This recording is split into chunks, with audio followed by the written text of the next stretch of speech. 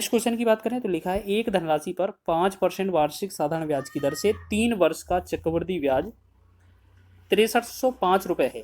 उसी राशि पर समान वार्षिक ब्याज की दर से समान अवधि का साधारण ब्याज ज्ञात कीजिए। ठीक है, तो क्वेश्चन बहुत ही अच्छा है और आपको क्या करना है सबसे पहले क्या करना है, हमें ये चीज समझ लेना है। इसके लिए हमें आपको क्या करना है, एक ट्री मेथड का यूज करना है। ठीक है, अगर आपको इस तरीके का क्वेश्चन मिले तो हमें क्या करना है, सबसे पहले रेट दिया है, रेट कितना है आपका 5%। ठीक है, 5% का जो फ्रैक्शन होता है 1/20 होता है, आपने फ्रैक्शन कई बार निकाला होगा। अब इसमें समय कितना दिया है, 3 वर्ष दिया है, तो टाइम कितना दिया है आपका 3 वर्ष। तो देखो इसमें जो नीचे वाला है ना, हर 20 लिखा है, इसे हम समय की पावर मान लेते हैं। यानी कि इसमें जो मूलधन बनेगा हमारा कितना बनेगा, ये 20 की पावर 3।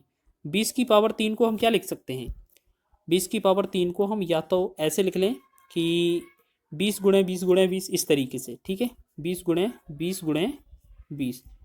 तो ये जो बनेगा हमारा पूरा टोटल इतना जो बनेगा हमारा मूलधन मान लेते हैं। अब इसको क्या करना है आपको, ये समझें आप, 1 2 3। ठीक है, तो सबसे पहले अगर आप 1/20 पहले पर निकालेंगे तो यहाँ पर ये 1 20 तो कट जाएगा, यहाँ बनेगा 400, यहाँ पर भी बनेगा 400 और यहाँ पर भी बनेगा 400।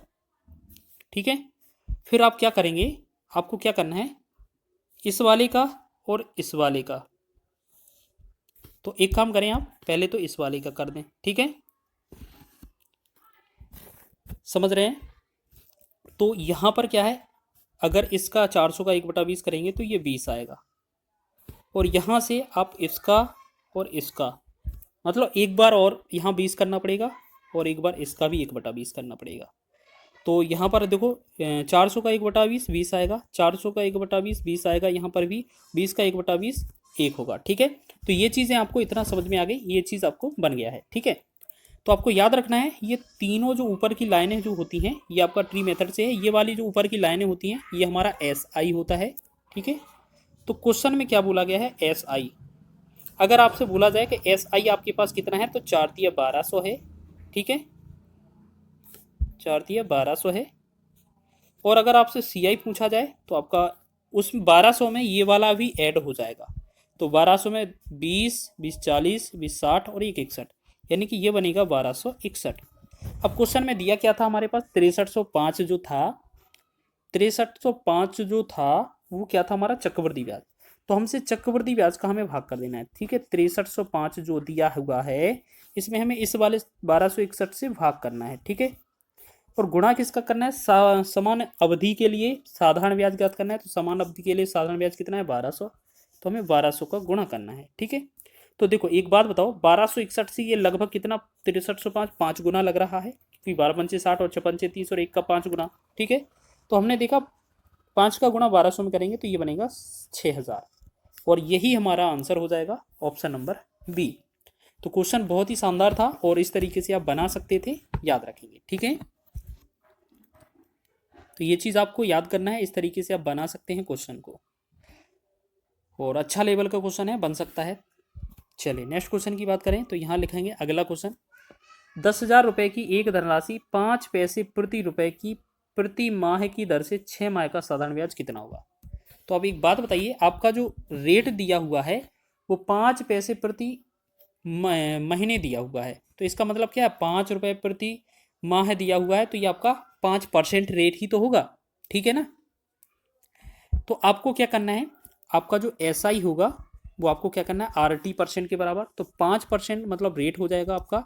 टाइम आपका 6 माह है, लेकिन 6 अगर माह है तो माह में हमें 12 महीने से भाग करना होता है। अगर दिन होता तो हमें 365 से भाग करना होता है। तो 6 × 6 6 दूना 12।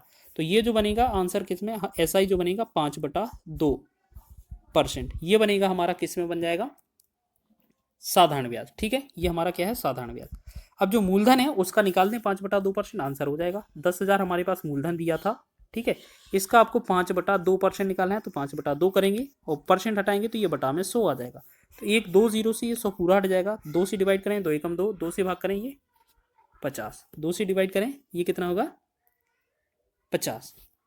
ठीक है, समझ रहे हैं। चलिए, तो अच्छा एक चीज़ और याद रखें, यहाँ पर क्या है थोड़ा मिस्टेक लग रहा है, फिर भी हम चेक कर लेते हैं।